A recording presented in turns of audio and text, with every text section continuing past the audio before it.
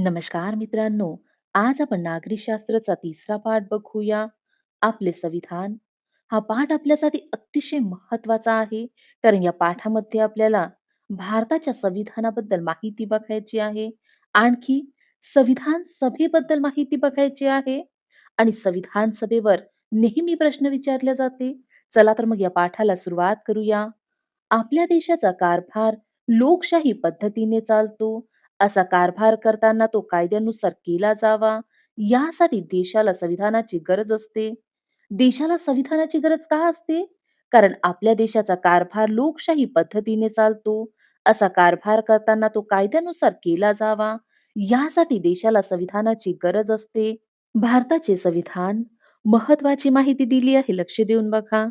आपल्या देशाच्या राज्यकारभारासाठी तयार करण्यात आलेले मूलभूत कायदे ज्या ग्रंथात एकत्रित आहेत, त्यास भारताचे संविधान असे म्हणतात. भारताचे संविधान कशाला म्हणतात?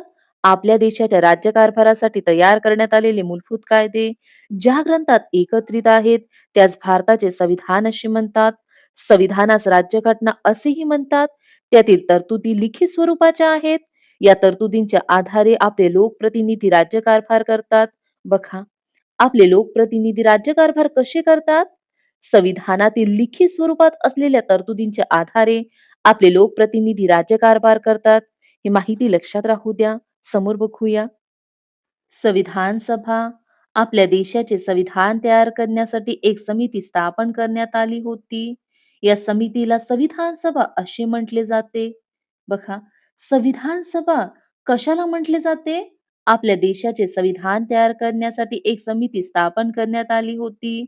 या समितीला संविधान सभा असे म्हटले जाते. डॉक्टर राजेंद्र प्रसाद संविधान सभेचे अध्यक्ष होते. यावर खूपदा प्रश्न विचारला गेलाय, म्हणून लक्षातच राहू द्या. संविधान सभेचे अध्यक्ष कोण होते? डॉक्टर राजेंद्र प्रसाद. संविधानाचा मसुदा तयार करण्यासाठी मसुदा समिती नेमण्यात आली. मसुदा समिती का नेमण्यात आली? संविधानाचा मसुदा तयार करण्यासाठी मसुदा समिती नेमण्यात आली.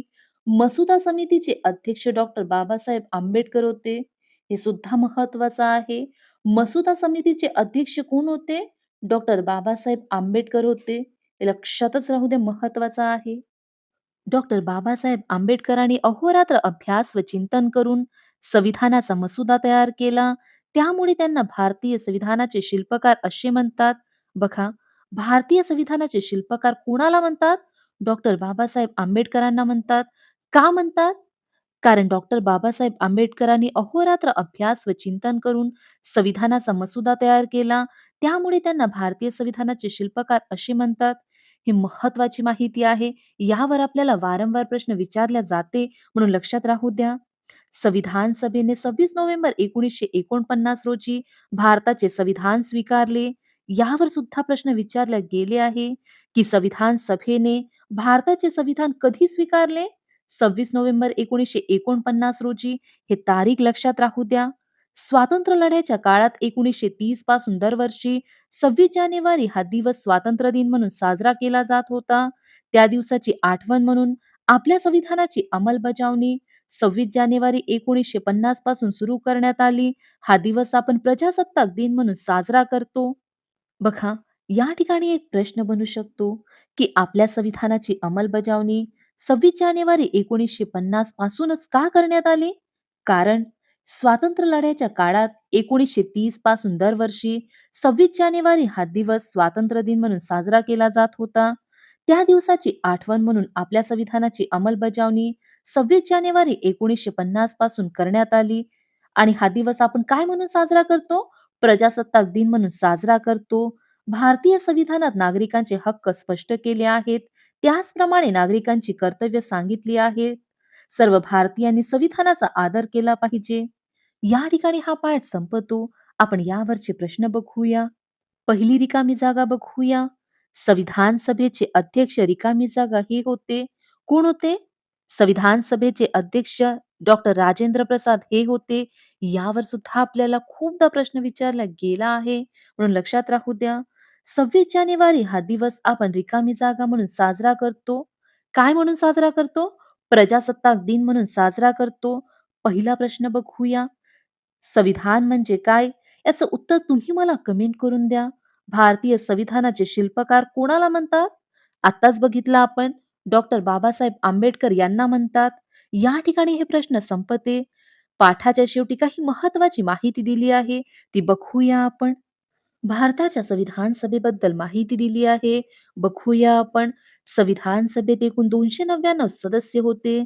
संविधान सभेत एकूण किती सदस्य होते? 299 सदस्य होते. 9 डिसेंबर 1946 रोजी संविधान सभेची पहिली बैठक झाली. संविधान सभेची पहिली बैठक कधी झाली? 9 डिसेंबर 1946 रोजी झाली.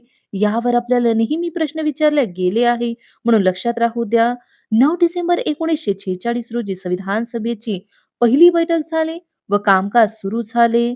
26 नोव्हेंबर 1949 रोजी संविधान सभेचे कामकाज पूर्ण झाले. संविधान सभेची एकूण 11 अधिवेशने भरली. संविधान सभेची एकूण किती अधिवेशने भरली? 11 अधिवेशने भरली. प्रत्यक्ष कामकाज 165 दिवस चालले. हे सुद्धा लक्षात घ्या. प्रत्यक्ष कामकाज किती दिवस चालले? 165 दिवस. संविधान सभेत चर्चा व विचार विनिमयाच्या आधारे निर्णय घेण्यात आले. विरोधी मतांचा आदर व त्यांच्या योग्य सूचनांचा स्वीकार हे तेथील कामकाजाचे वैशिष्ट्य होते. या ठिकाणी हा पाठ संपतो. या ठिकाणी आपण थांबूया. आजची माहिती तुम्हाला आवडली असेल तर व्हिडिओला लाईक करा, शेअर करा आणि कमेंट करून नक्की सांगा. Thank you.